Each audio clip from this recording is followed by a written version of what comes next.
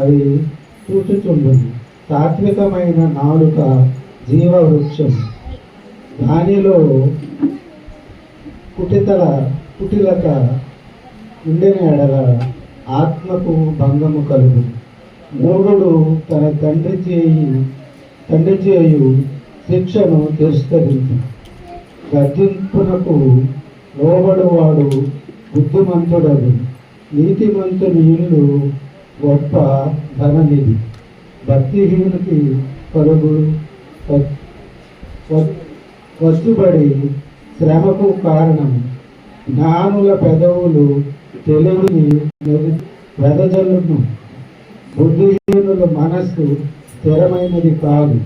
బుద్ధిహీనులు అర్పించు బలులు యెహోవాకు హేయములు. యథార్థవంతుల ప్రార్థన ఆయనకు ఆనందకరం.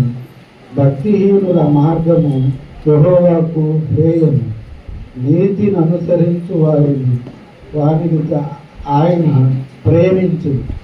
మార్గము విడిచిన వానికి కఠిన శిక్ష కలుగును. గద్దింపును ద్వేషించు వారు మరణము నొందుదు. పాతాళమున అగాధ రూపము యెహోవాకు కనబడుచున్నది. ఇంతవరకు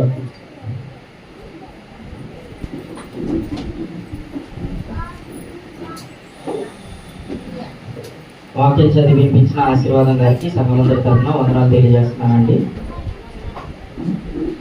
మన మధ్యలో ఉన్న హెచ్కేఎల్ గారు వచ్చి వాక్య పరిచయం వరకు ప్రార్థన చేయవలసిందిగా కోరుతున్నాను.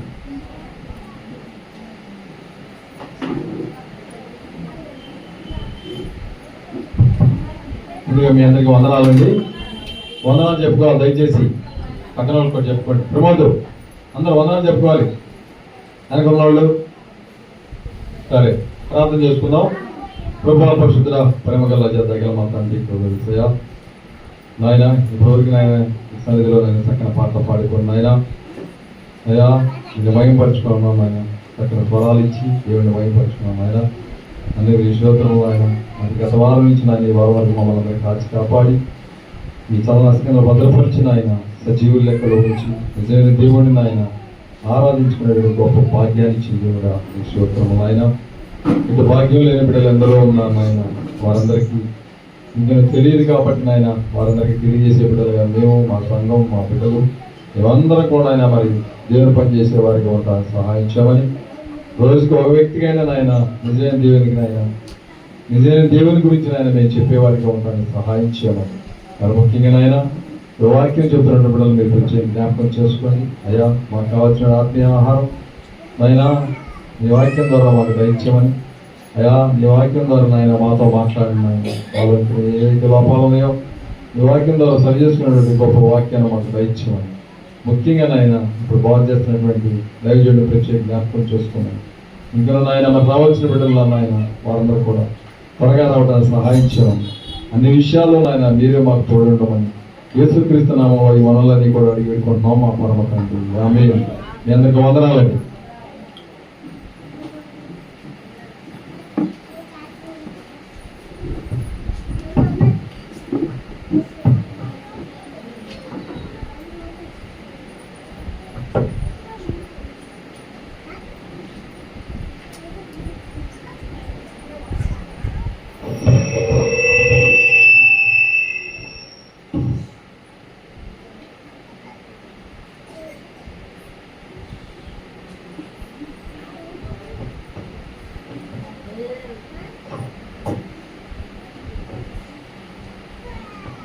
ముందుగా కూడి వచ్చిన మీ అందరికి నా హృదయపూర్వక వందనాలండి. ఈరోజు ఒక చక్కటి అంశాన్ని మనం తెలుసుకోబోతున్నాం. అదేంటంటే ప్రిపేర్ అయ్యేటప్పుడు ఈ అంశం నా గురించి అనిపించింది, ప్రిపేర్ అయిన తర్వాత అందరి గురించి అనిపించింది. ఏంటిదంటే అది యాంగర్ మేనేజ్మెంట్. కోపం ఉందా లేదా? నాకు అసలు కోపమే లేదు, కోపం రాదు అనేవాళ్ళు ఎవరైనా ఉంటే చేయొద్దండి. ఎవరైనా ఉన్నారా? సన్మానిస్తానికి చాలా తేలా, ఎందుకంటే కాన్ఫిడెంట్. ఎందుకంటే కోపం రానోళ్ళు ఎవరు ఎవరైనా ఉన్నారమ్మా? ఎవరికి సాధ్యం కాదు. కోపం అనేది అందరికీ సహజంగా ఉండే లక్షణమే. కోపం గురించి మనం బాగా లోతుగా తెలుసుకుందాం. ఈ అంశం చిన్నది కాదు, చాలా లోతైంది, చాలా డెప్త్లో మనకి బైబిల్లో దీని గురించి దాదాపు 500 సార్లు దీని గురించి చెప్పబడింది. ఇప్పుడు కోపం గురించి బాగా డీప్గా చెప్తాను. ఒక 2 గంటలు కూర్చోండి మళ్ళీ మీకు ఇంకా కోపం వస్తుంది. అవునా కాదు? కోపం అనేది సహజం. అది ఎలాంటిదంటే కోపం అనేది మూర్ఖత్వంతో మొదలై పశ్చాత్తాపంతో ముగుస్తుందంట. కోపం వలన బంధాలు తెగిపోతాయి. అలాగే కోపం వలన అనేక ఫిజికల్ ప్రాబ్లమ్స్ కూడా వస్తాయంట. అలాగే కోపాన్ని జయించేవాడు ప్రపంచాన్ని జయించినవాడితో సమానం అంట. కోపాన్ని జయించేవాడు ప్రపంచాన్ని జయించినవాడితో సమానం అంట. ఎవరన్నా ఉన్నారా? ఎవరి వల్ల కాదు, చాలా తక్కువ మంది వల్ల అవుతుంది. అది కూడా కొంత సమయం వరకు అవుతుంది. 24 గంటలు కోపం రాకుండా ఉండగలమా? ఉంటారా? రోజు కనీసం 1-2 సార్లు అయినా అందరికీ కోపం వచ్చింది, ఏదో ఒక రకంగా వస్తుంది. పిల్లలకి స్కూల్లో టీచర్ హోంవర్క్ ఎక్కువ ఇస్తే కోపం వస్తుంది, రాసేటప్పుడు కోపం వస్తుంది, మళ్ళీ చూపించేటప్పుడు కూడా కోపం వస్తుంది. రాశాను మళ్ళీ తప్పులు ఎదిగి కొడుతున్నారు. అవునా కదా? అందరికీ ఏదో ఒక రకంగా ప్రతి ఒక్కళ్ళకి కోపం వస్తూ ఉంటుంది. కానీ మనం తెలుసుకోవాల్సిన విషయం ఏంటంటే కోపం మనం పెంచుకుంటే ఎవరి మీద అయినా సరే మనం కోపం పెంచుకోవడం అంటే ఏంటంటే మనం విషయం తాగి అవతలోడు నాశనం అవ్వాలని కోరుకోవడం అంట. అర్థమైందా? మనం విషయం తాగితే ఎవరి మీద కోపం ఉంది, వాళ్ళ మీద నేను బాగా కోపం పెంచుకుంటున్నాను అనుకోండి, ఏమవుతుంది? అది అతన్ని ఏమైనా చేయగలనా? నేను కోపం పెంచుకోవడం వల్ల, బాగా బీపీ పెంచుకోవడం వల్ల ఏమైనా చేయగలనా? కోపం పెంచుకోవడం అంటే ఏంటంటే మనం విషయం తాగి అవతల నాశనం అయిపోవాలని కోరుకోవటం. ఎవరు నాశనం అవుతారు? చివరికి కోపం పెంచుకున్న వాళ్ళే నాశనం అవుతారు. నాకు కోపం లేదు, నాకు కోపం లేదు అని చెప్పి గట్టి గట్టి కలిసేవాళ్ళు కూడా ఉన్నారు. ఆ వాయిస్ మీనింగ్ ఏంటి? కోపం వస్తే పద్దాకా కుక్కల్లా మొరుగుతూ ఉంటారు. అర్థమైందా? కానీ ఏదన్నా కోపం పెరిగి అరుస్తానే చేతులు మెల్లి తిరిగి బీపీ పెరిగిపోయి పడిపోయేవాళ్ళు ఉంటారు. అరిసేటప్పుడు కుక్కలాగా అరవడం దేనికి, మళ్ళీ ఏదైనా రోగం వస్తే కుక్కలాగా మొరగటం దేనికి? కోపం తగ్గించుకోవాలి. కోపాన్ని గురించి బైబిల్లో అనేక పర్యాయాల్లో చాలా విధాలుగా చెప్పబడింది. కానీ ఫిజికల్గా ఎఫెక్ట్స్ ఏంటో మనం చూద్దాం. కోపం అనేది ఏం చేస్తుందంటే శారీరకంగా మనల్ని ముందు హాని చేస్తుంది. మన బాడీలో అడ్రినలైన్ని పెంచేసిద్దంట. పెంచడం వల్ల ఏమవుతుందంటే మనం ఏం చేస్తాం? కోపం వస్తే బిగిస్తాం అని చెప్పి బిగిస్తారు. ఎవరి మీద కోపం, రే నేను 4 వీగుతాను రా, ఎగిరిదంతా అని చెప్పి అరుస్తూ ఉంటారు. అది ఒక సిమ్టమ్. ఇంకొకళ్ళు ఏం చేస్తూ ఉంటారు? పళ్ళు కొరుకుతూ ఉంటారు. అది కూడా ఒక సిమ్టమ్. ఇంకొకరికి ఏమవుతుంది? కళ్ళు ఎర్రబడిపోతూ ఉంటాయి కోపం రాగానే. నిన్నే ఎత్తా అని చెప్పి ఉనికిపోతూ ఉంటారు పూనకాలు వచ్చి. అవునా కాదా? కళ్ళు ఎర్రబడిపోతాయి. ఇంకొంతమందికి ఏమవుతుంది? నరాలన్నీ ఉబ్బిపోయి రక్త ప్రసరణ ఎక్కువైపోయి మొహం ఎర్రగా అయిపోతుంది. అవునా? ఇవన్నీ ఒక సిమ్టమ్స్. దీనివల్ల ఏమవుతుందంటే ఫిజికల్ డ్యామేజ్ ఎక్కువ జరిగింది. అంటే ఏంటంటే మన బాడీలో ఉన్న ఇవన్నీ అదర్ ఆర్గానిజమ్స్ అన్నిటికీ రక్త ప్రసరణ ఎక్కువైపోతుందంట, మెదడుకి తగ్గిపోతుందంట కోపం పెరిగినప్పుడు. అందుకే కోపం లేదన్న పని చేస్తే అది ఖచ్చితంగా బుర్ర తక్కువ పనే చేస్తాం. ఎందుకంటే మెదడుకి వెళ్ళదు రక్తం, మిగతా శరీరంలో ఉన్న అవయవాలన్నిటికీ పరిగెత్తుతుంది, మెదడు పని చేయడం ఆగిపోతుంది. కోపంలో తీసుకునే నిర్ణయాలన్నీ, ఆవేశంలో తీసుకునే నిర్ణయాలన్నీ చెడ్డ పనులకే కారణం అవుతాయి కానీ మంచి పనులకు కాదు. ఆవేశంలో తీసుకునే నిర్ణయాలన్నీ మనం ఓడిపోవడానికి, మనం కృంగిపోవడానికే కారణం అవుతాయి కానీ మనం మంచికి కాదు. బైబిల్ ఏం చెప్తుందో చూద్దాం. సామెతల గ్రంథము, ఎఫెసీయులకు రాసిన పత్రిక 4వ అధ్యాయము 30-31 వచనాలు. పేజ్ నెంబర్ 175 అండి, క్రొత్త నిబంధన. ఎఫెసీయులకు రాసిన పత్రిక 4వ అధ్యాయము 30-31 వచనాలు. దేవుని పరిశుద్ధాత్మను దుఃఖపరచుకుని దేవుని పరిశుద్ధాత్మను దుఃఖపరచుకుడి, విమోచన దినము వరకు ఆయన యందు మీరు ముద్రింపబడి ఉన్నారు. ఏంటంటమ్మా, మనం బాప్తిజం పొంది క్రీస్తు సంఘంలోనికి క్రీస్తులోనికి వచ్చిన మనమందరం ఏమయ్యామంటమ్మా, ఆయన విమోచన దినం వరకు మనమందరము ముద్రింపబడి ఉన్నామంట. మనం చేసే ప్రతి ఒక్క పని ఎవరిని దుఃఖపెడుతుందంట? పరిశుద్ధాత్మని దుఃఖపెడుతుంది. ఎందుకంటే మనం బాప్తిజం పొందిన తర్వాత వాక్యానుసారంగా జీవించే మనలోకి పరిశుద్ధాత్ముడు వచ్చి నిలిచి ఉంటాడు. మనం చేసే ప్రతి ఒక్క పని మూలన పరిశుద్ధాత్మ దుఃఖపడుతుంది. కాబట్టి మనం ఏం చేయాలంటే 31వ వచనం చూడండి. సమస్తమైన ద్వేషము, కోపము, క్రోధము, అల్లరి, దూషణ, సకలమైన దుష్టత్వము మీరు విసర్జించుడి. ఏమని చెప్తుందమ్మా మనకి దేవుని గ్రంథము?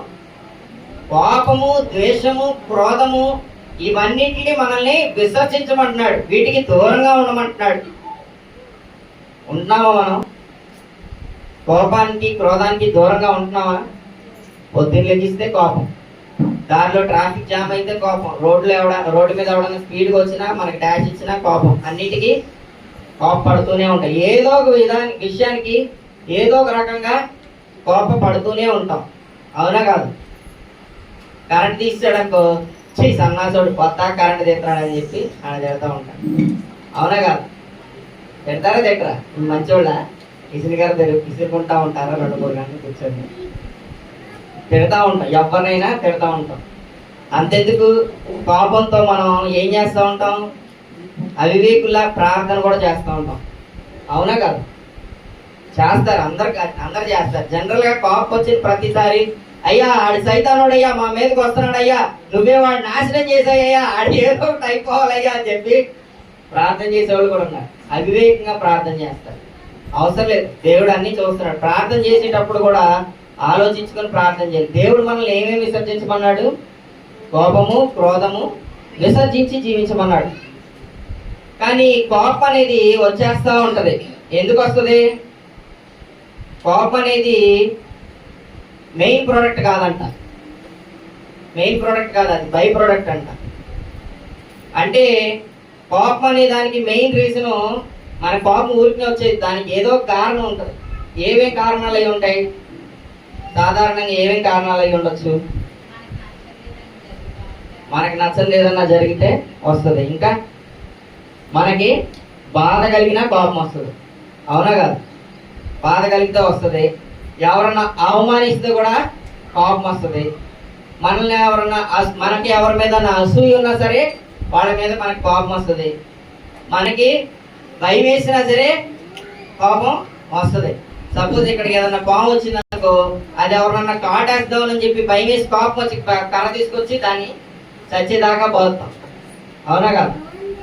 భయం వల్ల కూడా కోపం వస్తుంది. దాన్ని మెల్లగా కొట్టి కూడా చంపచ్చు.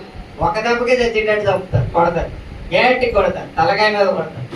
ఎందుకని? కోపం ఎక్కువ వస్తుంది. అది ఎక్కడ హాని చేస్తుందో అని మనకు కలిగిన భయం వలన మనకు వచ్చే రియాక్షను కోపం. అలాగే నిరాశ చెందిపోయినా సరే కోపం వస్తుంది. బాగా నిరాశ.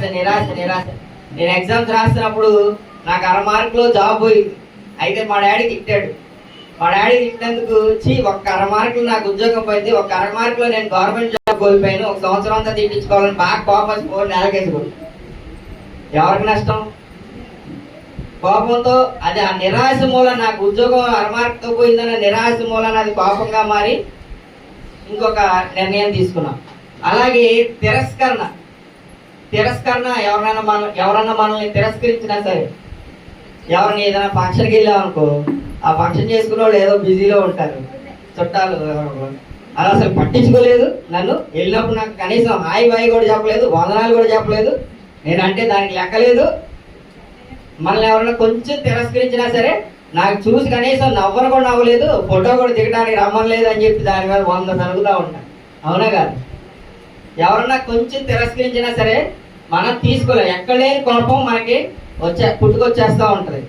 సో కోపం అనేది డైరెక్ట్ ప్రోడక్ట్ కాదు. మనకి బాధ, అవమానం, అసూయ, భయం, నిరాశ, తిరస్కరణ, అహంకారం వల్ల కూడా కొంతమందికి కోపం వస్తూ ఉంటుంది. దేవుని మందిరంలోకి వచ్చిన తర్వాత కూడా ఆడు లేనోడు ఆడి పక్కన నేను కూర్చోకూడదు, ఆడి నా పక్కన కూర్చోవడం ఏంటి, ఆడే కులం నాదే కులం అని చెప్పి అహంకార స్వభావం మూలన కూడా కోపంగా ప్రవర్తించేవాళ్ళు ఉంటారు. ఇక్కడ ఉన్నా లేకపోయినా జనరల్ గా ఉంటారు. అహంకారం మూలన కూడా పో నువ్వు నా పక్కన కూర్చోకూడదు అని ఊరికి అరుస్తూ ఉంటారు. ఎవరన్నా అడుగులో ఎలా ఆయన గట్టిగా అరుస్తూ ఉంటారు. ఎందుకని? అహంకార స్వభావం మూలనే అరుస్తాం, కోపపడతాం. సో కోపం అనేది మనం వ్యక్తపరిచే ఒక భావం. అర్థమైందా? కోపం అనేది మనం వ్యక్తపరిచే ఒక భావం. ఈ కారణాల మూలన మనం ఒక భావంగా కోపాన్ని వ్యక్తపరుస్తూ ఉంటాం. కానీ దీన్ని రిపిటేటివ్ గా చేస్తా ఉంటే ఏమవుతుంది? మనం కొత్తగా వ్యక్తపరుస్తూ ఉన్నాం అనుకోండి ఈ భావాన్ని, కోపం అనే భావాన్ని, అది మన స్వభావంగా మారిపోతుంది. అవునా కాదు? మన స్వభావంగా మారిపోతుంది. నేను కొత్తగా కోపడుతున్నాను అనుకో, మా ఇంట్లో నాకు ఏం ముద్ర వేస్తారు? వీడు కోపిస్తుడా, వీడు కొత్తగా వస్తూ ఉంటాడు, కోపిస్తుడు. అది మాకే బాగా నవ్వుతుంది, మాకే వేసింది ఆ ముద్ర. అవునా కాదు? కొత్తగా అదే ప్రక్రియ మనం చేస్తామని అనుకోండి, మనం వ్యక్తపరిచే భావం కాస్త మనకి మన స్వభావంగా మారిపోతుంది. మనకే తెలియదు మనం కోపడుతున్నాను. నేను అరుస్తున్నానా, నువ్వు అది చేయట్లేదు ఇది చేయట్లేదు అని చెప్పి అరుస్తూ ఉంటాం. వాళ్ళ మీద అరుస్తూ ఉంటాం, వాళ్ళ తప్పు అంటూ ఉంటాం. కానీ మన తప్పు ఏంటో మనం తెలుసుకోం. సో దీన్ని మనం తగ్గించుకోవాలి. దేవుని వాక్యాన్ని అనుసరించి మనం తగ్గించుకోవచ్చు. అదేంటో మనం చూద్దాం. సామెతల గ్రంథము 14వ అధ్యాయం 29వ వచనం చూడండి అమ్మా. Page number 541.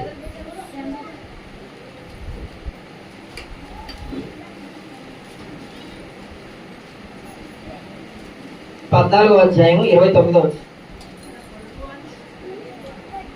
దీర్ఘశాంతము గలవాడు మహావివేకి ముంగోపి మూఢత్వమును బహుమానముగా పొందును. ఏమా, దీర్ఘశాంతం గలవాడు ఎలాంటి వాడు అంటమ్మా? మహావివేక్ అంట. ముంగోపి మూఢత్వమును బహుమానముగా పొందును. ఏం పొందుతాడంట? ముక్కు మీద ఉంటది కోపం, ఏమనక్కర్లా. కొంతమందికి ముక్కు మీద ఉంటే తైక్కుమంటే వచ్చేస్తుంది కోపం, వద్దన్నా సరే వచ్చేస్తూనే ఉంటుంది. వాళ్ళ ప్రవర్తన అంతా అలాగే ఉంటుంది. వాళ్ళు మాట్లాడే మాట, చేసే పనులు. ఏమా, ఎవరికైనా కోపం ఉందనుకో ఏం చేస్తారు? బయటికి వెళ్తా మీ ఇంట్లో అయినా సరే కోపాన్ని వ్యక్తపరచడానికి ఏం చేస్తారు? మామిడి కోపం వచ్చిందనుకో ఫ్రిడ్జ్ డోర్ గట్టిగా ఎవరైనా ఏదో ఒక రకంగా చూపిస్తూ ఉంటారు. మీరైనా సరే ఇంట్లో ఏదో ఒక రకంగా గరిటీసిరేయటం, ఏదో ఒక రకంగా వ్యక్తపరుస్తూ ఉంటాం. మూర్ఖత్వం కలిగిన వాడు ఏం చేస్తాడంట? ముంగోపి మూఢత్వమును ఏం పొందుతాడు? మూఢత్వమే. ఆడి జీవితంలో మంచి పనులు ఏం చేయలేక కోపంతో తీసుకునే నిర్ణయాలన్నీ రాంగ్ గానే ఉంటాయి. కోపంలో మనం మాట్లాడే ప్రతి మాట, చేసే ప్రతి పని దేవునికి అవమానం కలిగించే విధంగానే ఉంటుంది. మనకు కూడా అది మంచిది కాదు. అందుకని కోపంతో సాధించే గెలుపు కంటే ఓర్పుతో పొందే ఓటమే మిన్నంట. కోపంతో సాధించే గెలుపు కంటే ఓర్పుతో పొందే ఓటమే మిన్నంట. ఎవరన్నా ఓటం పొందడానికి ఒప్పుకుంటారా? ఓర్పు ఉందా అసలు? మనకి ఓర్పు ఉందా అమ్మా? ఎవరిని ఏదన్నా అంటే మనం ఊరుకుంటామా? నన్ను అంత మాట అంటాడా, నలుగురిలో అంత మాట అంటాడా, ఇంత మాట అంటాడా అని చెప్పి తంతే కాళ్ళలోకి ఎగురుతాం అని చెప్పి ఒకళ్ళు అన్నారు అందరి ముందు. దాన్ని ఒక 20 సంవత్సరాల నుంచి క్యారీ చేస్తున్నారు ఎమోషన్.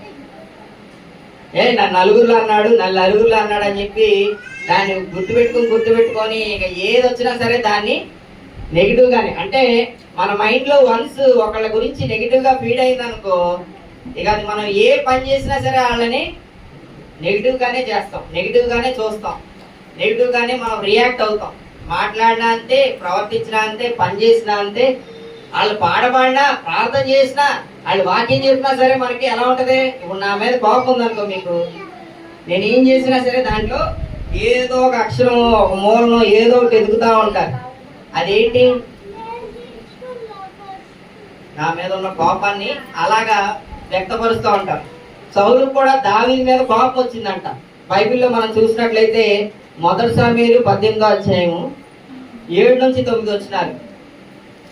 Page number 239.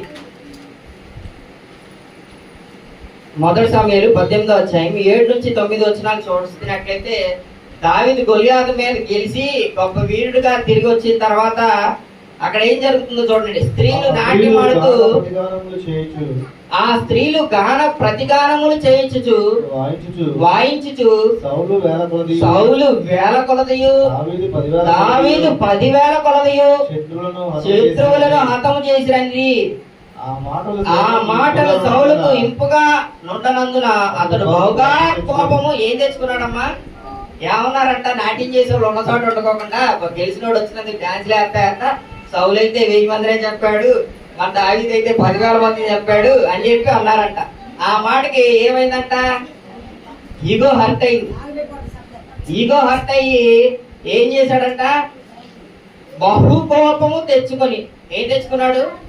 ఆయన ఈగో హర్ట్ అయ్యేసరికి బహు కోపం తెచ్చుకొని, వారు దావీదునకు 10,000 కొలది అని నాకు 1000 కొలది అని స్తుతులు పాడిరే, రాజ్యం తప్ప మరి ఏమి అతను తీసుకోగలడు అనుకోలేను. కాబట్టి నాటి నుండి సౌలు దావీదు మీద ఎలాంటి చూపు చూడటం మొదలెట్టాడమ్మా? విషపు చూపు చూడటం. బహుపాపం తెచ్చుకొని విషపు చూపు చూడటం మొదలెట్టాడంట. దేనికి? ఈ ఆడోళ్ళు ఉండచాటు ఉండగా దావీదు 10,000 మంది చెప్పాడు, సౌలేమో 1000 మంది చెప్పాడంటే యాడ్ చేశాడు. ఏంటి అంత మాట అంటారా అని చెప్పి ఈయన పక్క పెట్టుకొని బహుపాపం తెచ్చుకొని విషపు చూపు చూడటం మొదలెట్టాడండి. ఇక ఆ తర్వాత వాళ్ళిద్దరి మధ్యన ఉన్న సంఘటనలో జరిగిన సంఘటనలు, శత్రుత్వంతో జరిగిన సంఘటనలు మీకు తెలుసు. విషపు చూపు చూడటం మొదలెట్టాడు బహుకోపంతో. ఎందుకని? ఆయన పొగిడారు, నువ్వు పొగళ్ళ అంతే. కొన్ని సార్లు అది చాలా డేంజరస్. ఒకళ్ళని పొగడటం, ఒకళ్ళని పొగడుకోకుండా ఉంచడం, లేదా ఒకళ్ళని పొగిడి ఒకళ్ళని తక్కువ చేయటం అనేది చాలా డేంజరస్ విషయం. అంతెందుకు కొడుకుని బాగా చూస్తున్నారని చెప్పి కూతుర్లు కూడా అంతేనా కదా? కొడుకునేమో మంచి స్కూల్లో చదివిస్తూ ఉంటారు, ఫీజులు కట్టి, కూతురునేమో మామూలు స్కూల్లో చదివిస్తూ ఉంటారు. చాలా మంది చేసేవి ఇవి. కొడుకుని ఒకలాగా కూతురుని ఒకలాగా ట్రీట్ చేస్తుంటారు. అలాంటప్పుడు మీకు తెలియకోకుండానే అక్కో చెల్లో తమ్ముడు మీద అన్న మీద పగబెట్టుకోవడానికి, కోపం ఉంచుకోవడానికి, విషపు చూపు చూడటానికి మీకు తెలియకుండానే తల్లిదండ్రులైన మీరు ఒకళ్ళని ఎక్కువ ప్రేమించడం, ఒకళ్ళని తక్కువ ప్రేమించడం మూలాన మీకు తెలియకోకుండానే వాళ్ళ మనసులో విషపు చూపుల్ని నాటుతున్నారు. అందరు తెలుసుకోవాల్సిందే, ఒకళ్ళని ఎక్కువ ప్రేమించడం, ఒకళ్ళని తక్కువ ప్రేమించడం అనేది కరెక్ట్ కాదు. ఒకళ్ళని బాగా పోగొట్టడం, ఒకళ్ళని అవమానించడం, ఒకళ్ళని తక్కువ చేసి చూడటం అనేది ఎప్పుడు కరెక్ట్ కాదు. ఎవరినైతే తక్కువ చేసి చూస్తున్నారో వాళ్ళు కోపం పెంచుకుంటారు, విషం పెంచుకుంటారు లోపల. సో క్రైస్తవులైన మనం అలాంటి పనులు చేయకూడదు. ఇంకొక ఉదాహరణ మనం చూద్దాం. దానికన్నా ముందు ఎఫెసీయులకు రాసిన పత్రిక 4వ అధ్యాయము 26, 27 వచనాలు చూడండి అమ్మా. Page number 175. ఎఫెసీయులకు రాసిన పత్రిక 4వ అధ్యాయము 26, 27 వచనాలు. కోపపడుడి కానీ పాపము చేయకుడి. కోపపడుడి కానీ పాపము ఏమ్మా? కోపం అనేది శాశ్వతమైన స్వభావం అని దేవుడు తెలుసు. అందుకే ఏం చెప్తున్నారు? కోపపడుడి కానీ పాపము చేయకుడి. సూర్యుడు అస్తమించే వరకు మీ కోపము నిలిచి ఉండకూడదు. దేవుని వాక్యం ఏం చెప్తుంది మనకి? సూర్యుడు అస్తమించే వరకు నీ కోపము. మనమేమో తరాలు పగల క్యారీ చేస్తూ ఉంటారు.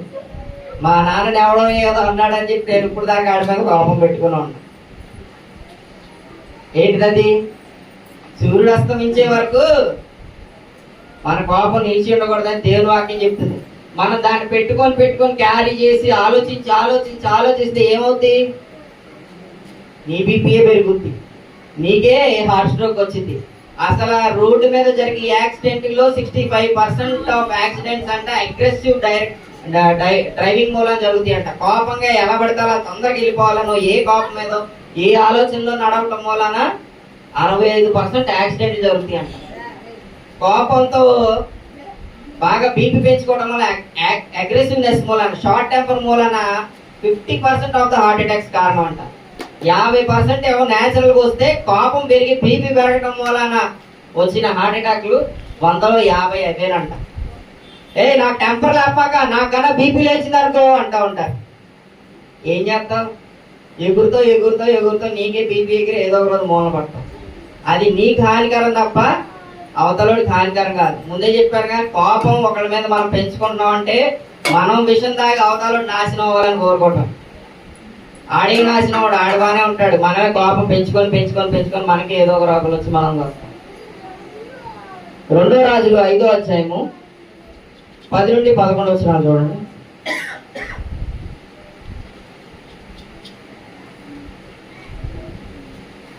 పేజ్ నెంబర్ 239 అండి.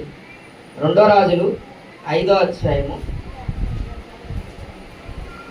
మొదటి రాజు 310. 2 రాజులు 5వ అధ్యాయము 10-11 వచనాలు. ఎలీషా నీవు యోర్దాను నదికి పోయి నీవు యోర్దాను నదికి పోయి 7 మార్లు స్నానం చేయము, నీ ఒళ్ళు మరలా. ఏమా ఈ కుష్ఠరోగి నయమాను ఎలీషా దగ్గరికి వెళ్తే ఏమన్నాడు? ప్రవక్త, నువ్వు మరలా బాగైపోవాలంటే యోర్దాను నదిలోకి వెళ్ళి 7 మార్లు మునుగయ్యా అని చెప్పి స్నానం చేయయ్యా అని చెప్పాడు. నీ ఒళ్ళు మరలా బాగై నీవు శుద్ధుడు వగనని అతనితో చెప్పుటకు ఒక దూతను పంపాను.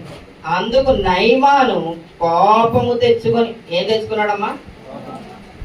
ఎందుకంట తెచ్చుకొని తిరిగిపోయి ఇట్లనను, అతడు నా యొద్దకు వచ్చి నిలిచి తన దేవుడైన యెహోవా నామమును ఆడించి కుష్ఠరోగమును మాన్పును అనుకుంటుని. అంటే ఈయనేమనుకున్నాడు? ఆయన వచ్చి దేవుడావా ఏసునావా నీ కుష్ఠరోగం పోవుగాక అని చెప్పి ఒక సూచిక్రియ చేసేసి నా కుష్ఠరోగం మొత్తం తీసేస్తాడు అని చెప్పి అనుకుంటుని. అంటే ఈయన అనుకున్నాడు ఈ ఎలీషా అనే ప్రవక్త వచ్చి నా కుష్ఠరోగాన్ని తీసేస్తాడు, నన్ను బాగు చేసేస్తాడని ఈయన ఎక్స్పెక్టేషన్స్ ఉన్నాయి. ఈయన ఎక్స్పెక్టేషన్స్ ని ఈయన అనుకున్నది ఎప్పుడైతే జరగలేదో అప్పుడేమయ్యాడు? ఈయన డిసప్పాయింట్ అయ్యాడు. మన ఎక్స్పెక్టేషన్ ఎప్పుడైనా రీచ్ అవ్వలేదనుకో మనం డిసప్పాయింట్ అవుతాం. దాన్ని బట్టి మనకి ఆటోమేటిక్ గా కోపం వస్తుంది. ఏ పెళ్లి రోజు, ఏ పండగ రోజు, ఏ బర్త్డే రోజు చీర కొని లేదనుకో ఏమవుద్ది? ఆమె ఎక్స్పెక్ట్ చేస్తూ ఉంటది. పండగ రోజు, పెళ్లి రోజు మా ఆయన కొత్త చీర కొని పెడతాడు, కొనిపెట్టలేదనుకో ఏమవుద్ది? ఎక్స్పెక్టేషన్స్ నువ్వు మీట్ అవ్వలేదు కాబట్టి అది డిసప్పాయింట్మెంట్ గా మారుతుంది. ఆ డిసప్పాయింట్మెంట్ కాస్త కోపంగా మారి గొడవకి దారి అవుతుందా లేదా? అల్లుకుంటామో గొడవ పడటమో, అలుగుతారు. అలిగి వెళ్ళి డాబా మీద వేరే రూమ్లలో పో చల్లలో పడుకుంటారు. ఎవరి నష్టం? ఆడు బాగానే పడుకుంటాడు, చక్కగా ఏం చేసుకుంటారు. అలిగిన వాళ్ళు వెళ్ళి సఫర్ అవుతాం. అలగాల్సిన అవసరం, కోపం తెచ్చుకోవాల్సిన అవసరం లేదు. ఈ నయమాన్ కూడా అంతే. నేను చెప్పగానే నేను ఇన్ని రథాలు ఉన్నోడిని, నేను ఇంత గొప్పని, నా దగ్గరకు వచ్చి యెహోవా నామమున నీ సూచక్రియ జరగను గాక అని చెప్పి అంటాడని నా ఎక్స్పెక్ట్ చేశాడు. ఆయన ఎక్స్పెక్ట్ చేసింది జరగపోయేసరికి బహుకోపం తెచ్చుకున్నాడంట. ఎవరికి నష్టం? నువ్వు వెళ్ళి నేనల్లా మునగపోతే నీ కుష్ఠరోగం బహుకోపం తెచ్చుకోవడం వల్ల నీకే నష్టం. అలాగే కోపం వల్ల బాగా నష్టపోయిన వ్యక్తి ఇంకొకళ్ళు ఉన్నారు. సంఖ్యాకాండము 20వ అధ్యాయము చూడండి అమ్మా, పేజ్ నెంబర్ 128, పాత నిబంధన.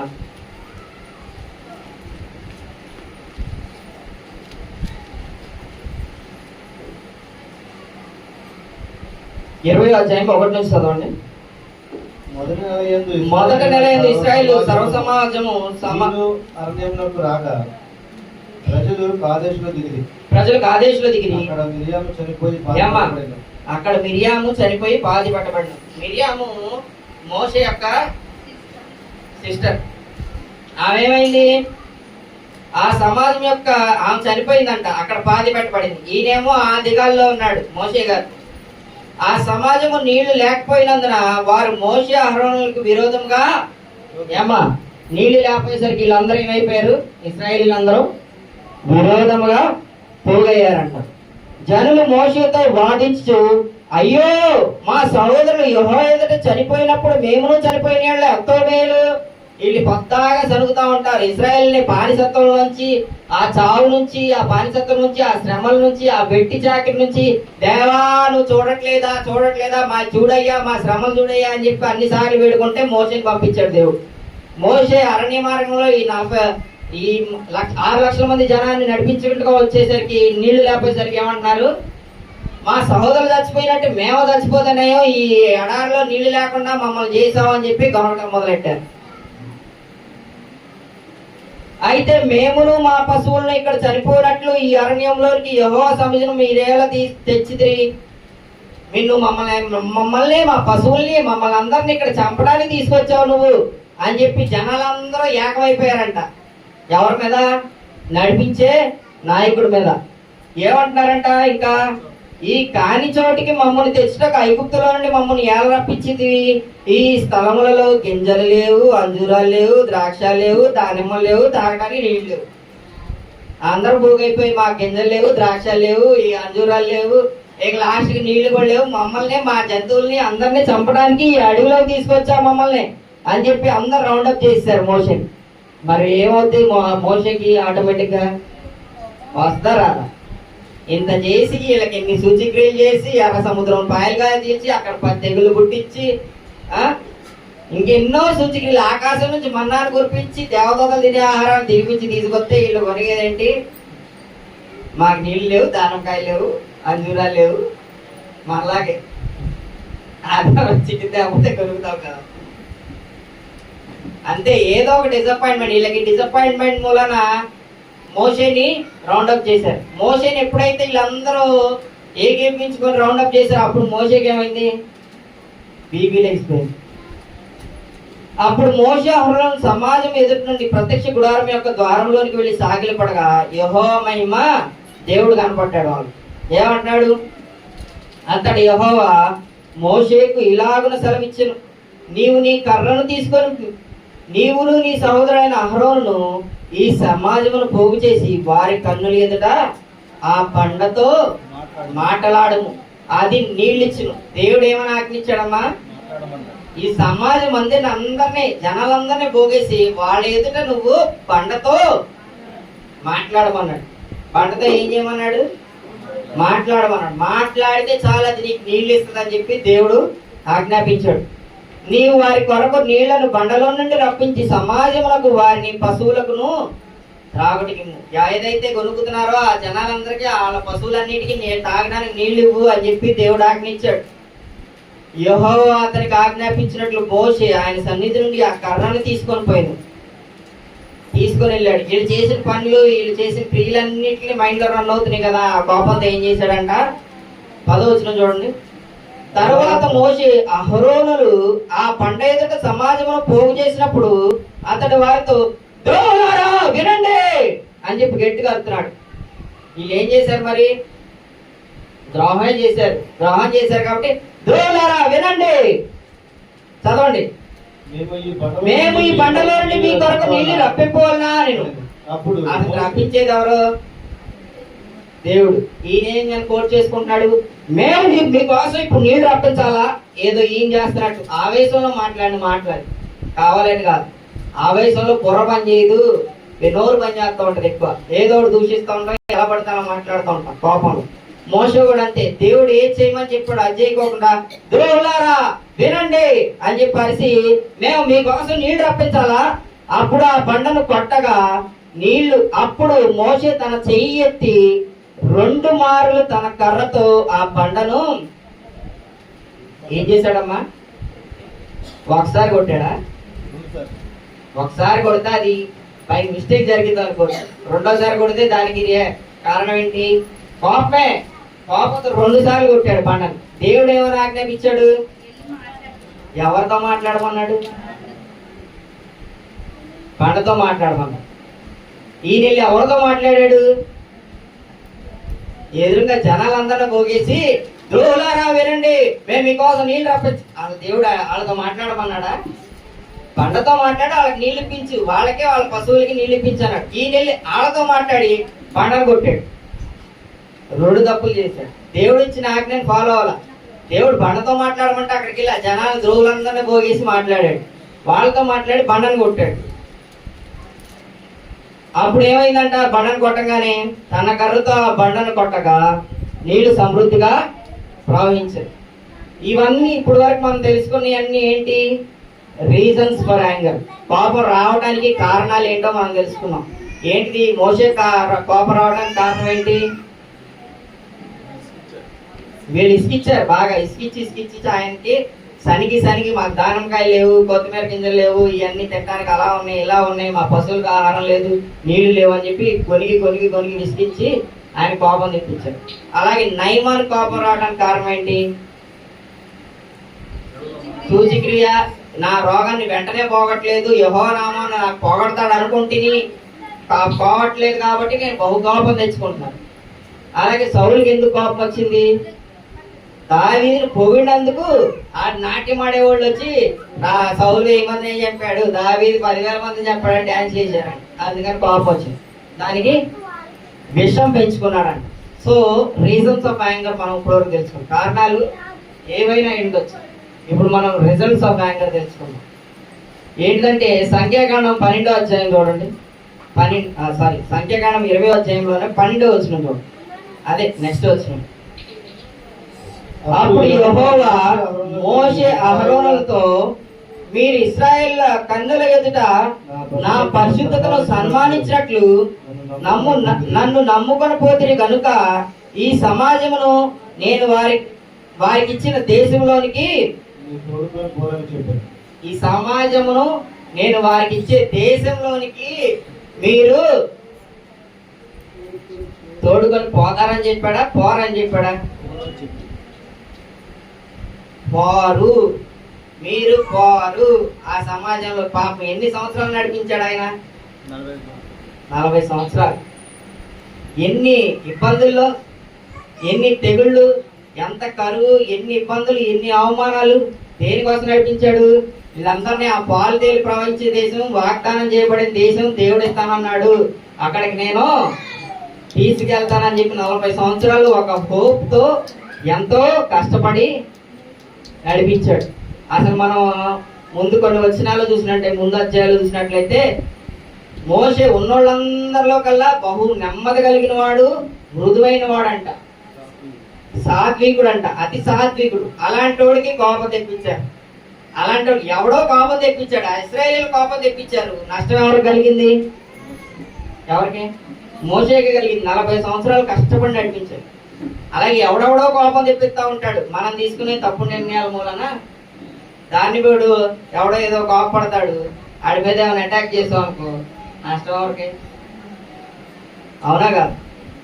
సో యాంగర్ లో డెసిషన్ తీసుకోకూడదు. కోపంలో మనం ప్రవర్తించే ప్రవర్తన మూలన, మనం మాట్లాడే మాటల మూలన బంధాలు దిగిపోతాయి. మన ప్రవర్తన మూలన మన రిజల్ట్స్ కూడా వేరేగా ఉంటాయి. మన శిక్ష మనకో మన ఇంట్లో వాళ్ళకు ఎవరో ఒకరికి ఏదో ఒక శిక్ష సంవత్సరాల తరబడి పడవచ్చు. కోపంలో ఏ నిర్ణయాలు తీసుకోవద్దు, కోపంలో మాట్లాడద్దు. ఈయన కోపంలో ఈ నిర్ణయం తీసుకోవడం వలన జనాలతో బండతో మాట్లాడమంటే బండతో మాట్లాడకుండా అక్కడ ఉన్న జనాలతో మాట్లాడి బండను కొట్టడం వలన ఈయన ఏమైపోయాడు? ఆ పాలుదేనులు ప్రవహించే దేశంలో ప్రవేశింపలేకపోయాడు. దానికి క్లియర్ కట్ గా దేవుడు చెప్పాడు. ద్వితీయోపదేశ కాండము 34వ అధ్యాయం 4వ వచనం చూడండి, పేజ్ నెంబర్ 176.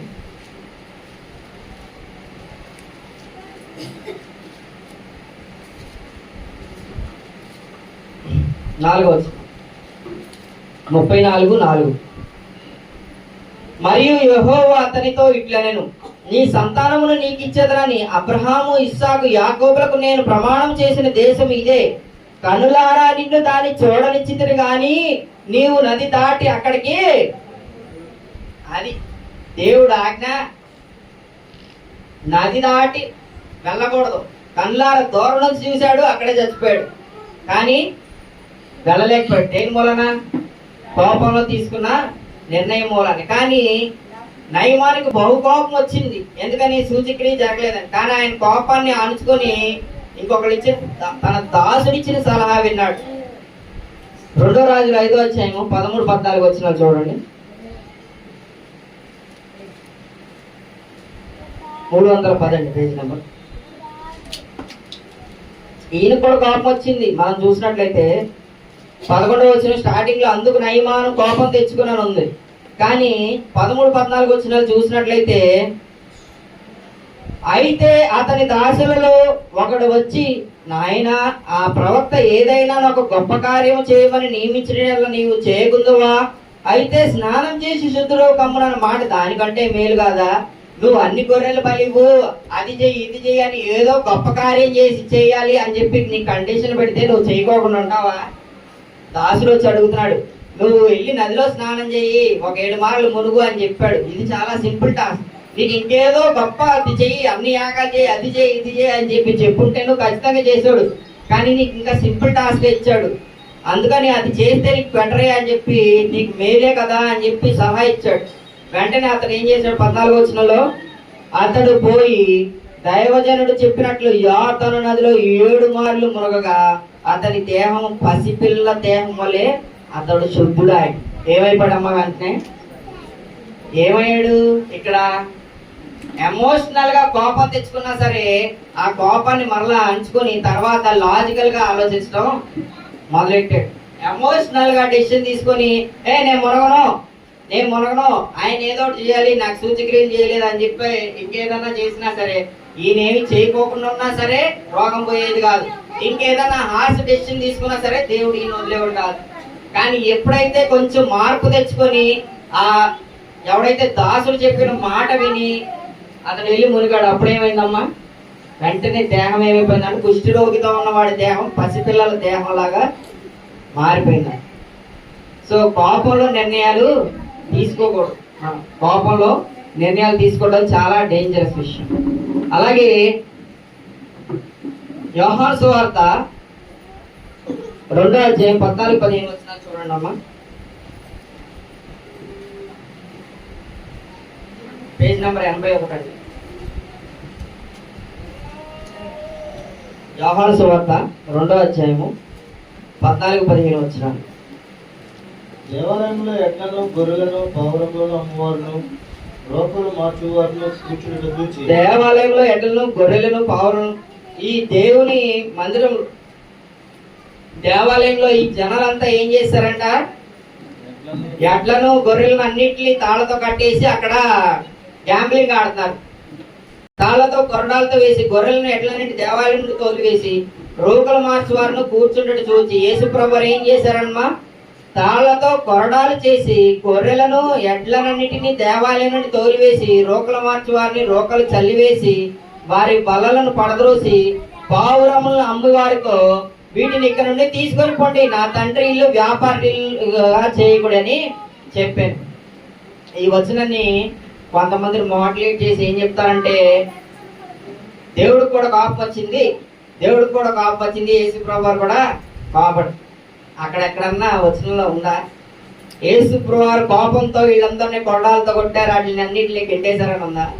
లేదు. యేసుప్రభువు అక్కడ ఏదైతే దేవాలయం వీళ్ళందరూ పాడు చేస్తున్నారో వాటిని అన్నింటినీ తీసేసి పడదోసి పొమ్మన్నారు. నిజంగా ఆయన కోపం వస్తే ఏమవుతుంది? నిజానికి ఆయన కోపం వస్తే ఒక్క ఆజ్ఞ ఇచ్చాడనుకో మొత్తం ఏమైపోతారు? నాశనం అయిపోతారు. కానీ ఆయన అలా చేయలేదు. కొంతమంది ఈ వచనాన్ని కూడా యేసుప్రభువుకి కూడా కోపం వచ్చింది, మనకు కూడా కోపం వస్తుంది, కోపంలో ఏదో నిర్ణయాలు చేస్తూ ఉంటాం, తప్పులు చేస్తూ ఉంటాం అని చెప్పి మోడలేట్ చేసి మాయ చేసి చెప్పేవాళ్ళు కూడా ఉన్నారు. దేవునికి కోపం వచ్చింది ఎప్పుడు? వీళ్ళ మీద కోపం ఎప్పుడు వచ్చిందంటే, ఇంకొక ద్వితీయోపదేశకాండం ఇంకో వచ్చినాడు, 10 సార్లు వీళ్ళు నన్ను కోపం రేపారు కానీ నేను వీళ్ళ మీద ఇప్పటి వరకు జాలి చూపిస్తూనే వచ్చారని చెప్పాడు. ఎన్నిసార్లు అంటమ్మా? 10 సార్లు. ఇంకా అనేక సార్లు కూడా దేవునికి కోపాన్ని రేపారు. కీర్తన గ్రంథము 37వ అధ్యాయం 8వ వచనం చూడండి. పేజ్ నెంబర్ 470 అండి. కోపము మానుము ఆగ్రహము విడిచిపెట్టుము. కోపము మానుము ఆగ్రహము విడిచిపెట్టుము, వ్యసన పడకము. అది దేనికి కారణం అవుతుందమ్మా? కీడికే కారణం అంట. కోపం ఏమన్నా మంచి చేస్తా మనకి? అది లాస్ట్కి కీడే చేస్తుంది.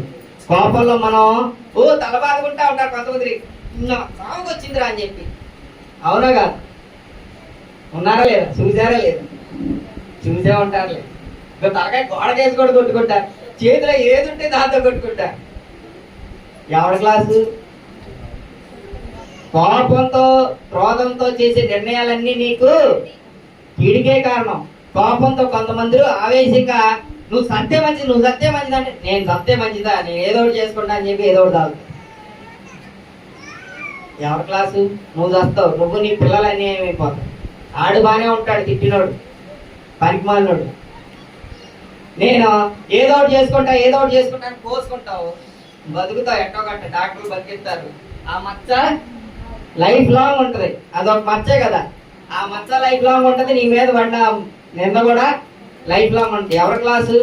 పాపంలో ఏ నిర్ణయాలు తీసుకున్నా సరే అది కీడికే కారణం అంట. పాపం రావడం అనేది సహజం, ప్రతి ఒక్క మానవుడికి వస్తుంది. అది బై ప్రోడక్ట్. పాపం నిరాశ వల్ల రావచ్చు, అవమానం వల్ల రావచ్చు, నిందల వల్ల రావచ్చు, ఇంకా అనేక కారణాలు ఉంటాయి. అది మనం వ్యక్తపరిచే భావమే కానీ మన స్వభావం కింద మారకూడదని మనం తెలుసుకోవాలి. కోపం కీడికే కారణమవుతుంది. కోపము మానము, ఆగ్రహము విడిచిపెట్టు. ఇది నేను చెప్తున్నాను, దేవుని వాక్యం చెప్తుందా?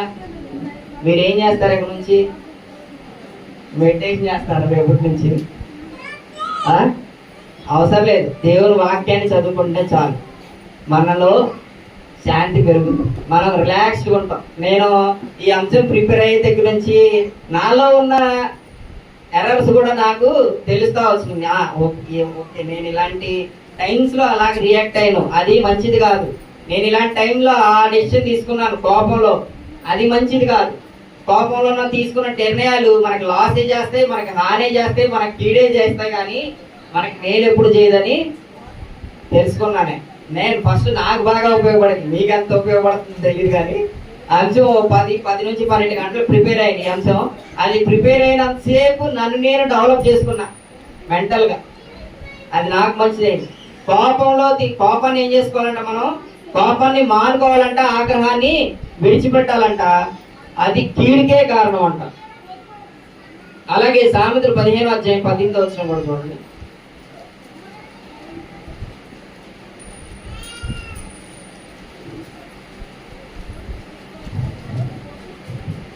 కోపోద్రేకి ఎగువాడు కలహము రేపును. ఏదేపుతాడంటమ్మా? కోపోద్రేకి ఎగువాడు కలహమును రేపును, దీర్ఘశాంతుడు. ఏమా ఎవడన్నా దీర్ఘశాంతుడు ఉన్నాడు అనుకో, ఏం చేస్తాడు? ఎవడని కొట్టుకున్నారే, మనం అట్లా కొట్టుకోకూడదురా, నలుగురు చూస్తే బాగుండదు, అందరు చూస్తున్నారా, అరే మంచి మనకు అవమానరా అని చెప్పి దీర్ఘశాంతుడు ఏం చేస్తాడు? వాళ్ళని ఆపుతాడు. వాడి మధ్యలోకి వెళ్తే వాడికి కూడా పడతాయి. మా ఫ్రెండ్స్ ఇతర హీరోల గురించి కొట్టుకుంటా ఉంటారు. మా ఫ్రెండ్స్, నేను అందరితో ఫ్రెండ్షిప్ చేసేవాడిని. ఒకళ్ళేమో ఎన్టీఆర్ ఫ్యాన్స్, ఇంకొకళ్ళేమో చిరంజీవి ఫ్యాన్స్. వాళ్ళు 2 వర్గాలుగా మారి కొట్టుకుంటా ఉంటాడు. వాళ్ళు ఒక రోజు బాగా కొట్టుకుంటే మధ్యలో వెళ్తే వాళ్ళు నన్ను కూడా వీకారు. ఆఫ్టర్కి వెళ్తే ఈ ముక్కు పగిలి ఫుల్ లేట్ వచ్చింది బీటెక్ లో ఉన్నాం. ఎందుకని? ఆఫ్టర్కి వెళ్ళి 4 దెబ్బలు తగ్గింది. కానీ కోపోద్రోగుడు ఏం చేస్తాడంట? రేపుతాడంట. మా ఊడిని అంత మాట అన్నాడు, రాడు నన్ను అంత మాట అన్నాడు నలుగురిలో పట్టుకొని అని కోపం కలిగినోడు ఏం చేస్తాడు? బుద్ధిహీనుడు. చదవటం మళ్ళీ వచ్చిన కోపోద్రేకి ఎగువాడు కలహాన్ని. అది కోపం అనేది మంచిది కాదు. మనం ఇంకా ఏం చేస్తాం? కలహాలే రేపుతాం. అంత మాట అన్నాడు, ఇంత మాట అన్నాడు, ఆయన అది చేశాడు, ఈయన ఏం చేశాడు అని చెప్పి ఒకళ్ళ మీద కోపంలో ఏం చేస్తారు? ఎవడన్నా వచ్చి ఎవడి మీదన్నా చెడు చెప్తున్నాడంటే మీరు దానికి ఇమీడియట్ గా రియాక్ట్ అవ్వద్దు. ఎందుకంటే ఆడి మీద ఎక్కడో ఆడికి కోపం ఉంది, అందుకే వచ్చి చెడు చెప్తున్నాడు. అది మనం గ్రహించాలి. మన సొంత ఇళ్లలోనే పుల్ల పెడతారు, మన చుట్టాల మధ్య పుల్ల పెడతారు, ఫ్రెండ్స్ మధ్య గొడవలు పెట్టే వాళ్ళు ఉన్నారు. వాళ్ళకి వాళ్ళ మీద కోపం, అందుకని వాళ్ళు ఏం చేస్తారు? కలహాలు రేపుతానే ఉంటారు. అంతేగాని అరే మొన్న అలా జరిగిందిరా, ఇంకెప్పుడు అలా చేసుకోకూడదురా, మనం శాంతంగా ఉండాలి, ప్రశాంతంగా. కొట్టుకోవడం వల్ల మనకే లాసు, మనం ముందు చదువుకోవాలని ఎవడని చెప్తాడా? ఆడట్టన్నాడు ఈడట్టన్నాడు అని చెప్పి కొట్టుకు చేస్తూ ఉంటారు.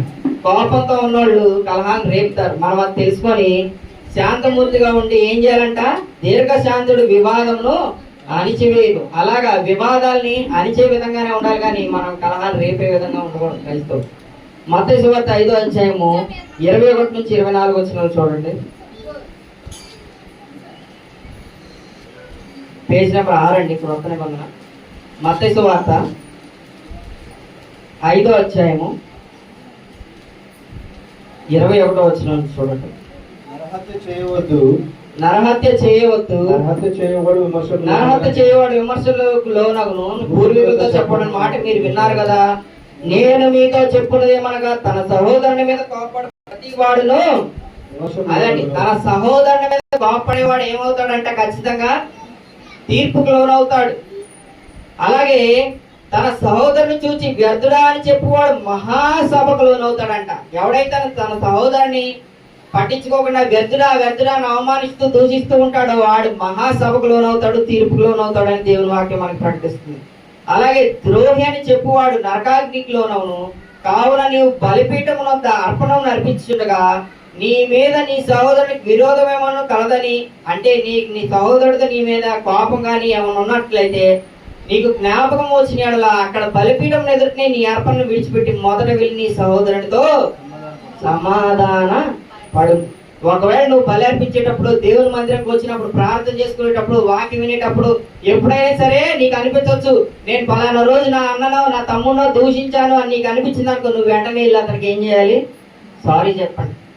సారీ చెప్పి నీ అక్కకో చెల్లికో ఎప్పుడైనా సరే దూషించావు అనిపిస్తే, బాధ పెట్టావు, అవమానించావు, హాని చేసావు నీకు అనిపిస్తే నువ్వేం చేయాలి? వెంటనే వెళ్ళి సమాధాన పడాలి. లేకపోతే నువ్వేమవుతావు?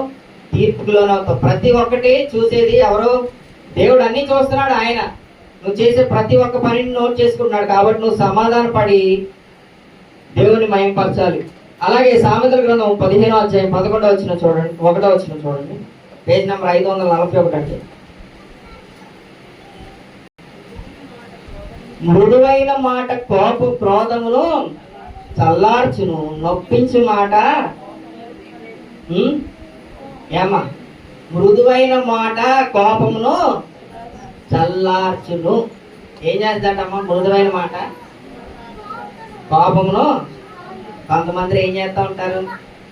ఇప్పుడు సపోజ్ నేను వెళ్తున్నా బైక్ మీద, నన్ను పోలీస్ ఆపాడు, నా దగ్గర హెల్మెట్ లేదని చెప్పి, బైక్ హెల్మెట్ పెట్టుకోలేదని చెప్పి, నువ్వు ఆపావు, ఎందుకు ఆపావు? రూల్ ప్రకారం నువ్వు ఆపొచ్చా? నేను అవసరమైతే నీకు ఫోన్లో చూపిస్తా, ఇంట్లో మర్చిపోయిచ్చా. ఇప్పుడు ఏంటి?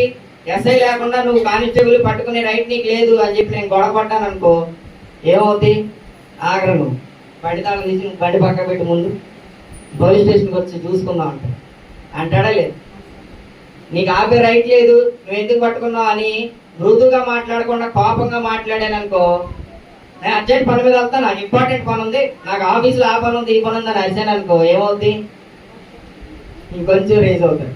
ఎవడి అందరి ముందు నన్ను అంటున్నాడు అని చెప్పి.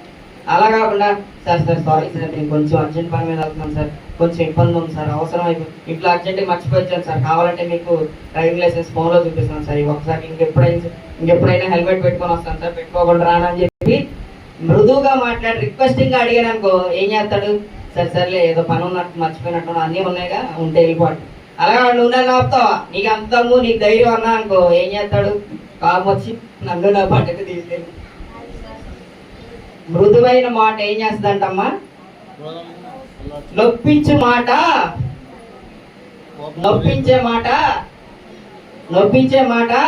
చదవండి గట్టిగా. కోపాన్ని రేపుతుందంట. మొగుడు కోపం వచ్చి తనడానికి వచ్చాడు అనుకో, రే నువ్వు నాకు తంతే బాధతో చెప్తా, వాళ్ళందరితో నిన్ను కొట్టిస్తా, నువ్వు మొగడు అయితే నా మీద చేయరాదు అనుకో, ఏమైంది? వాడు కోపం వచ్చి ఇంకో 4 తంతాడు తండ్రివాడు. 1 తల్లి తాగోడు, 2 తల్లి తాగోడు, 4 తల్లి అంటాడు. అలాగా చేయకూడదండి. ఎందుకంటే కొట్టుకోవటం, పిల్లలు చూస్తున్నారు, పిల్లలు పాడవుతారు, మనం ప్రశాంతంగా ఉందాం అని చెప్పి అర్థమయ్యేటట్టు, తాగి వచ్చేవాడికైనా అర్థమయ్యేటట్టు చెప్పుకుందనుకో, ఆడు ఒక రోజు కాకపోయినా ఇంకో రోజు వింటాడు. గొడవలు ఎప్పుడైనా సరే దేని కారణం ఇస్తాయి? మౌనం అనేది సగం గొడవ సొల్యూషన్ అంట, సగం గొడవ సొల్యూషన్, మిగతాదంతా ఆడికి బుర్ర పనిచేసినప్పుడు మిగతా సొల్యూషన్ దొరుకుతుంది. గొడవ జరిగేటప్పుడు మౌనంగా ఉండి మాట్లాడుకోకుండా, అరవకోకుండా ప్రశాంతంగా ఉన్నాం అనుకో, అదే సగం సొల్యూషన్ అంట. మిగతా అన్ని ఆటోమేటిక్గా అవన్నీ సర్దుకుంటాయి. అలాగే ప్రసంగి గ్రంథము 7వ అధ్యాయం 8-9 వచనాలు చూడండి, చివరికి వచ్చేసాడు మనం. ప్రసంగి 7వ అధ్యాయము 8-9 వచనాలు, పేజీ నెంబర్ 559 అండి.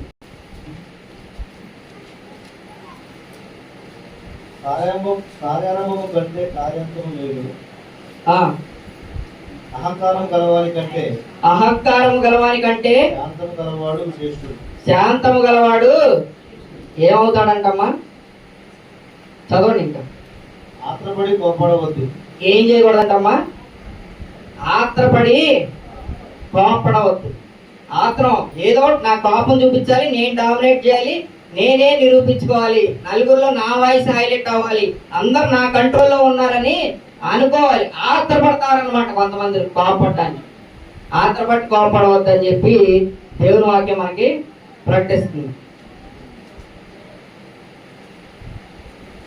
ఆత్రపడి కోపడవద్దు, బుద్ధిహీనుల అంతరంద్రియములందు కోపము సుఖ నివాసము చేయు. ఏం చేస్తాడంటమ్మా? కోపం ఎవరిలో ఉంటుందంట? బుద్ధిహీనుడు. ఎవడైతే తెలివిలేనాడో బుద్ధిహీనుడు ఉంటాడో వాడి అంతరింద్రియంలో, వాడి ప్రతి ఆర్గనిజంలో కోపం అనేది నివాసం చేస్తుందంట. వాళ్ళు బుద్ధిహీనుడే, బుద్ధిహీనమైన పనులే చేస్తూ ఉంటాడు. కోపంలో అది పగల కొడతాడు, ఇది పగల కొడతాడు, టీవీ పగల కొడతాడు, ఈ ఇంట్లో ఉన్న ఏవాడు పగల కొడతాడు కోపం వచ్చి. బుద్ధిహీనుడాడు. వస్తువులు పగల కొడితే వస్తువుల మీద కోపం చూపిస్తే ఏమవుతుంది? ఆడు అద్దాలు వేసి కూడా చేతులు పగల కొట్టుకుంటారు కొంతమంది కోపం వచ్చి. ఎవరి క్లాసు? వాళ్ళ క్లాసు, ఫైనాన్షియల్ లాసు, ఫిజికల్ గా లాసు, అన్ని లాసులే. బుద్ధిహీనుడే అలాంటి నిర్ణయాలు తీసుకుంటాడు. సో బైబిల్ ఏం చెప్తుంది మనకి? ఆత్రపడి కోపపడవద్దు, నిదానమే ప్రధానం. కొంచెం స్లోగా అయినా సరే కూల్గా డెసిషన్ తీసుకో. ఆలోచించి మాట్లాడాలి, మృదువుగా మాట్లాడాలి, సున్నితంగా మాట్లాడాలి, సాత్వికంగా మాట్లాడాలి, మంచిగా మాట్లాడాలి. మనం నోరు జారి ఒక్కసారి ఎవరినన్నా అవమానించామనుకో, ఈ రోజు కాకపోయినా ఇంకొక రోజు అయినా, ఇంకో రోజు కాకపోయినా ఇంకో రోజు అయినా సరే ఆ నిన్ను ఏదో ఒక రకంగా దెబ్బతీయాలని చూస్తాడు. ఒకటి నువ్వు డబ్బున్న నువ్వు డబ్బుతో ఆడిని ఏం చేయలేకపోలే, కాకపోతే ఖచ్చితంగా ఏదో ఒక రోజు ఏం చేస్తాడు? మీ ఆవిడ ఎవరో ఒకరు నేను బైక్ మీద ఎక్కించుకొని వెళ్తున్నావు అనుకో, నీకు తెలిసిన వాళ్ళు ఎవరో ఒకరు వచ్చి మీ ఆవిడ చెప్తాడు. వాళ్ళ టైర్ పంచర్ అయిందనో లేకపోతే వాళ్ళకి ఏదో ఇబ్బంది ఉందనో చెప్పరు, వచ్చి మీ ఆయన ఏదో అమ్మాయిని ఎక్కించుకొని దిగుతున్నాడు బైక్ మీద అని చెప్తారు. ఏమవుతుంది దెబ్బకి? ఒక చిన్న మాటతో చిన్న ఆర్జ్యం మోస్తారు అంతే. ఇంటికి వచ్చిన తర్వాత నీకు నవరత్నాలతో బుర్రమని మసాజ్ అవుతుంది. విని తప్పుడు మాటలు విని వాళ్ళు ఏదో కోపంతో తప్పుడు మాటలు చెప్తా ఉంటారు, వాటిని విని తప్పుడు నిర్ణయాలు తీసుకోకూడదు. ఆత్రపడి కోపడవద్దు, నిదానంగా ఆలోచించి అసలు ఏం జరిగిందని తెలుసుకొని ఎప్పుడైనా సరే మనం నిర్ణయం తీసుకోవాలి. అన్నిటికన్నా బెస్ట్ సొల్యూషన్ బైబిల్లో మనకి రాయబడి ఉంది. ఏంటిదంటే యాకోబు పత్రిక 1వ అధ్యాయం 19వ వచనం చూసినట్లయితే పేజ్ నెంబర్ 210, 1వ అధ్యాయము 19వ వచనం. ఊరికే అరుతా ఉంటారు, పొద్దాక లేట్ అయిపోయింది, నువ్వు కూరగాయలు తీసి రాలేదు, తొందరగా పిల్లలు స్కూల్కి పంపించాలి, ఎంతసేపు లేటు, ఎక్కడున్నావు, ఇంత లేట్ చేస్తే అట్ట అని చెప్పి అరిచేవాళ్ళు కూడా ఏదో ఒక రకంగా ఏదో ఒక పని నిమిత్తం అరుతా ఉంటారు. మొగుడి మీద అరుతా ఉంటారు, మొగుడి పెళ్ళ మీద అరుతా ఉంటారు. అసలే